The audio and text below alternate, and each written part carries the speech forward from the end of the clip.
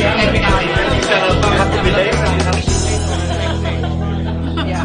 had a business breakfast this morning, and it started at, I got there at 8, and we finally managed to get the last people out at 10:30. So I think what that's saying is that during COVID, as the growth hub, we went entirely online. Everything we delivered was online, and we went completely away. Obviously, people felt meeting each other was dangerous. But now it does seem to be, and what Nigel's doing is really important, that we need to work together within communities, and it's the networks that you develop between local businesses that are going to help us to grow. Very strong messages that came to this morning is that a lot of people ask for grants and they come to us for advice about websites, and we need a new website, we need this, that and the other. And I think it's really important to remember that you can pay an awful lot of money for a website, it's delivered to you, and then if you don't live and breathe it, keep posting and keep it alive. The wisest words came from a farmer who said, well, when you have a hard time, you tighten your belt and hide your checkbook. And at the end of the day, really that's what small businesses did. So there's a question. I've got a quick question. Lovely. My son is 19 and he's skipped uni to self-teach because he didn't agree with the whole 50k debt for 3 years of getting drunk. And he's starting up his own business. So how would he approach someone like you in terms of grants and fundings and mentors? He can just go on Dorset Growth Hub and I'll happily talk to him. One of us will talk to him. Grants, for anybody who is starting a business, the government have a government startup loan scheme, which is remarkably good. Interest rate is 6%, and you can borrow up to £25,000 per director. We work a lot with government startup, then rather than going to friends and family, it's much better to go to something that's set up specifically for that. I'm going to breathe in now, standing next to you. I need that one. So workplace well-being or well-being has been sort of a buzzword that's been kicked around for a number of years, and I suppose the question is why? And very simply, it's about trying to help our people, businesses thrive. If we can thrive, we're going to do a better job. So how can we support our staff to thrive in the workplace? And if you take anything away from my little talk today, it's going to be that idea of motion is lotion. So that's very much on the physical side, but also on the mental side of how our bodies are designed to work. And sadly, there's been a report come out towards the end of last year that there are now links to sitting as a job and dementia in later life. So they're saying sedentary for over 10 hours a day, you're at higher risk of dementia in later life. So benefits of workplace well-being. So a bit of a lengthy list there. So it's got to be all about culture. If we're trying to improve the way our staff work, if we're trying to help them thrive, we've got to improve the culture within a business. So how can we, there's definitely a benefit there. Productivity engagement is definitely going to be better. If people are working better, we keep using that word thriving, but if they're thriving, they're going to be more productive. The guidelines for physical activity, sometimes the numbers can sound a bit scary.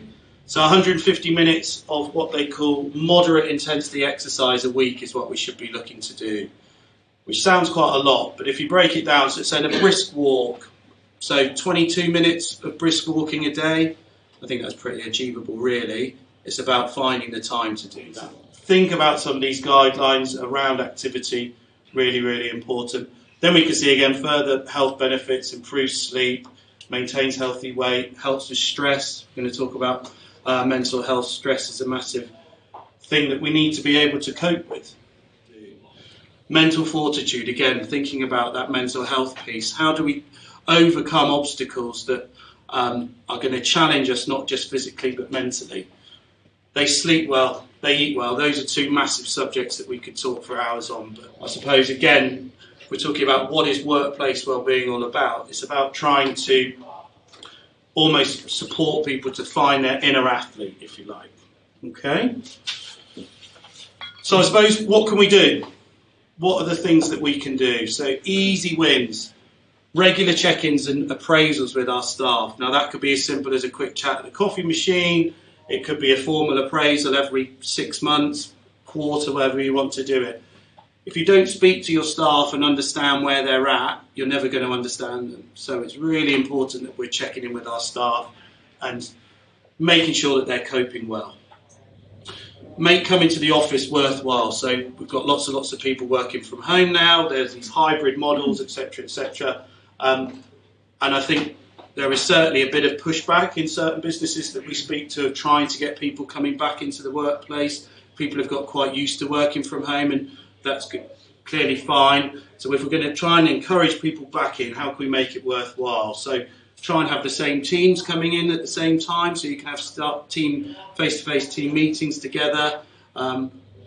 Regular breaks from the PC. Again, very common. People turn their PC on at 8. They sit there from 8:30, and before they know it, it's lunchtime. Grab a quick sandwich back at the desk, and before you know it, maybe it's 6 o'clock and we haven't really moved. Yeah, good. Stand up. That's right. And then sit back down. Let's stand back up. Definitely more motivated. So, hi, I'm Vasilis Katos. I'm Professor of Cybersecurity at Bournemouth University. I'm really happy to be here. I'm always happy to speak to people outside the university, because before I became an academic, I had a real life. I had a real job in the industry. I wasn't always an academic. But cybersecurity, it's a mixed blessing, because normally universities we're kind of contained in silos, we're somewhere in a bubble doing some research. But with cybersecurity, you have to go out. Even the university is suffering attacks, and so you have to respond. So let's start a little bit ago, a few years back, BC, yeah? But BC we mean before ChatGPT, right? You heard of ChatGPT? So 2 years ago, I mean, there's always something, an incident that happens that causes you to go back and reevaluate some things. So everything is risk-driven. We live our lives and we take risks and we calculate these risks in our life. This is one of the best examples, and this is a really old-fashioned example, right? Privacy, have nothing to hide, let them know everything. We know that this is really wrong, yeah, but this really started 400 years ago from Cardinal Richelieu. And his famous quote is, "If one would give me 6 lines written by the hand of the most honest man, I would find something in them to have him hanged," right? And in order to understand this, we're gonna ask the Wakamaya to help us. So Wakamaya are hacktivists. So they're hackers and activists together, and they focus they operate in Southern America, and they target governments. And one of the governments that they targeted was the Mexico government. And 2 years ago, that's why I'm talking about 2 years ago, they managed to steal documents from the Mexican government, and they published them online. They leaked them online. And in these documents, there was a threat assessment of what the Mexican secret services thought. This is real, right, by the way. What the Mexican services think, what are the top threats, right, for Mexico. So number 1, Al-Qaeda. It makes sense, terrorist organization. Number 2, a cartel, a drug cartel, the Jalisco. Really nasty people. You don't want to be against them. They torture people, they cannibalize people. You don't want to be there, right? So what do you think would be number 3? Actually, number 3 it has the same score as number 2. You're not going to guess it. American. Well, it could be. It's not. It's much worse. We can stay here till tomorrow. You're not going to guess it. So, ladies and gentlemen, number 3 is feminists. Feminists. Yeah. And so now, and also for the feminists, we can probably guess that the group is male-dominated, the threat assessment group in the government, right? So this slide tells a story of its own, but it shows the complexity of when how you're gonna do your risk assessment. This is the estimate for cybercrime for 2024, 9.5 trillion. I take these numbers with a pinch of salt sometimes, but it's not far away, right? The biggest breach in the UK last year, Electoral Commission suffered. Your details have been leaked. All voters' details, your email, your address, your name, and if you had any communication, if you sent any message to the Electoral Commission, they have that as well, the criminals, right? Ransomware. This is the lowest number of the lowest figure of ransomware. How much is paid in ransomware? Ransomware. You're familiar with ransomware? Ever get touch? Would, God forbid, there's no wood, there is. Yeah, God forbid. If you get any ransom, you visit that site, nomoreransom.org, and if you're lucky, because the advanced ransomware, there's no way to decrypt it, you may be able to get your files back without paying. So if you play with ChatGPT, you cannot ask it to do dodgy things. It has some ethical kind of fail-safes. He said, give me the password of Nigel. He said, oh, sorry, this is a bad thing. I'm not going to, even if I may know it, I'm not going to give it to you. Before AI, already we had serious issues. Now, this is 10 years ago. And we can already see that it says 60% of breaches, data is stolen in hours. So now with ChatGPT, with AI, these hours are going to become minutes, right? And this is what we're trying to achieve. And as the great philosopher Rocky Balboa, incarnated by Sylvester Stallone, said, resilience is about, well, we're using, he didn't say about resilience, but we're nicking this quote from philosopher Rocky. It ain't about how hard you hit, it's about how hard you can get hit and keep moving forward, how much you can take and keep moving forward. And with this, I'd like to thank you, and I apologize if I overstayed my... For employers, how hard it is getting staff at the moment and finding people and getting the right people. So we've invited Adam, who is right at the back. So Adam, if you'd like to join us, just really talking about the local jobs market and what can be done and what your views are. Thanks guys, hi, I'm Adam. We'll talk a little bit today. Okay. I thought I'd talk a little bit, as Nigel asked, about the jobs market in Christchurch in particular. A little bit about Christchurch, a little bit about the jobs market, and some tips that I've gained through experience of how to recruit and how to get the best staff possible given the environment that we have at the moment. So I thought I'd introduce kind of Christchurch and kind of the area, because Christchurch, we all know and love the section around the Priory, the Quay and all that area, but Christchurch is actually quite a big area. We've got Highcliffe, we've got Walkford, Hinton, and even the airport falls into, and the businesses associated with it. This is the top 6 different businesses, or different business categories, and they're fairly broad, but I thought that was quite interesting to point a couple out. The main one, as you'd expect, is kind of the shops and that type of industry, retail, repair, wholesale. I think it's probably retail that you'll see the most. And, I mean, it's almost 20% of the employment in businesses in Christchurch. But the other one I thought was interesting was the fact that the combination of food services, there's quite a big market for Christchurch, and I was surprised to see that so far down. 59% of business owners said that 2023 was the most challenging year. I think that's true. I think every year is quite challenging, but the whole kind of peak with the Ukraine crisis and those other things has really kind of got to us. The demographic is very much skewed towards the older range and the age range and the retired. Lots of people move down to Christchurch from London, from the cities. So it's quite a challenge to recruit and get the type of people that you need in your roles. Positively, and I think this is more important, actually, I think there's a lot to be optimistic about. We're likely to grow as a country over 2024. I think the economy is on its way up, in my view. I think we can see that, and I think the positivity feels like that I think are the key to cracking a good job description and how to get good applicants applying for your jobs. If you open your mind and you get some people that you might not necessarily expect to fit your market, but they're offering their services and you want to give them a try, you'll be amazed how positive you can get, what type of experience you'll get. Jobs in Christchurch is live on Facebook at the moment. The website will go live in a couple of weeks' time. If you have any jobs, please feel free to get on Jobs in Christchurch on Facebook and drop me a line. I'll pop them on there for free. And I'm really happy to share anything you might need. So I'm going to try and whistle stop through mine a little. By all means, obviously, you can catch up with me afterwards. But I want to make sure you've got time to hear from both Darren and I, and hopefully you'll find that useful. You name it. You might have heard of the 4 Ps of marketing, the 7 Ps of marketing, even the 4 Cs of marketing. But I'd like you today to think about 3 very simple questions. They're my 3 Ws of marketing.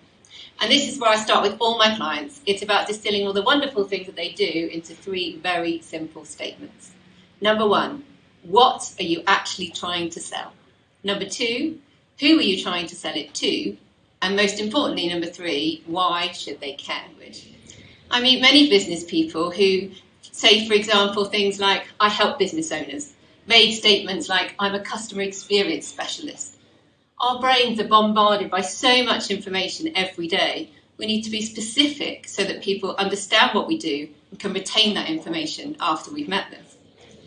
Once you've clearly identified what you are trying to sell, the next step is to think about who you are trying to sell it to. This is another classic area that business owners struggle with. So scared of alienating any potential customers, they will often say they can do anything for anyone. So I will often talk to clients and say, yes, you could work with anyone. Who do you actually want to work with? Try and think about what's common about your best customers, the ones you would really like more of. Not everyone or everyone, but who are the ones that you really want? It can be helpful to think about groups of customers or customer personas, as some people refer to. For example, when I worked on Bisto Gravy, we had 3 distinct consumer groups: scratch cooks, pragmatists, and convenience cooks. Each of those groups had a clear definition with products and marketing communications all tailored to meet their needs. This can be the hardest part to define, but it's the most important. It's not about being completely unique. There are lots of other marketing and PR consultants out there just like me, and no doubt we could all do a good job for a different business. Most of my clients know they want to get on with marketing their businesses, but they just don't have the time or the skills to do it. I'm that trusted pair of hands that takes it off their to-do list and makes sure it actually happens. If you'd like to talk more about those questions or any other questions about marketing your business that we haven't flown through in the last 8 minutes, then catch me after today, or please drop me a line.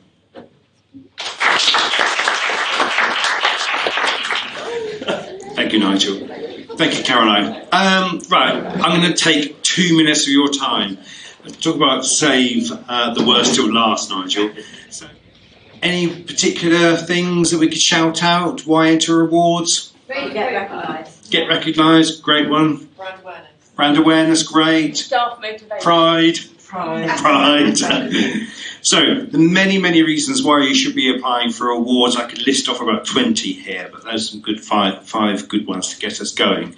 Now, as Caroline said, from a PR point of view, or certainly from our point of view, winning awards is great for your profile, because your latest award win could be great for a blog, great for a social media post, great for staff retention, great for staff recruitment, looks great on your website, it makes you stand head and shoulders above competitors. So there's so many positive PR things about going for awards. Handout that I've just given out here is just about a few top tips that we think make good award applications really, really shine. So whatever you do, here's some top tips to make sure your award application stands out amongst those 40 or 50 that judges might have to go through. Feel free to use as many bullet points as possible, because judges love a bullet point. Use testimonials throughout. Now, not many award applications that I've seen use this, so this is a real top tip. Your testimonial in your award application doesn't need to be pages and pages, it needs to be just short, sharp. Make sure that you're answering the question that is being asked of you. And I know it's very easy for me to say, but we're so good at saying, oh, we can do this and we can do that, and we're great at this and we're great at that, but it may not be answering the question that has been specifically asked. Staff, what community work are you doing? So how are you helping the local community? If you're raising money for charity, great. Tell the judges, but also tell them how much you've raised as well. And if you're opening a new product or service, for example, and you haven't yet done it, that's okay to say in your award applications, but we are working towards this, this and this. Do as many words as you possibly can. If you've got 500 to play with, please don't put in an answer that's about 20 or 30 words long, because judges can see straight through that you really don't care about your particular award application. So I encourage you to go for as many awards as possible, and I know Nigel is just about to talk about his awards opening very shortly.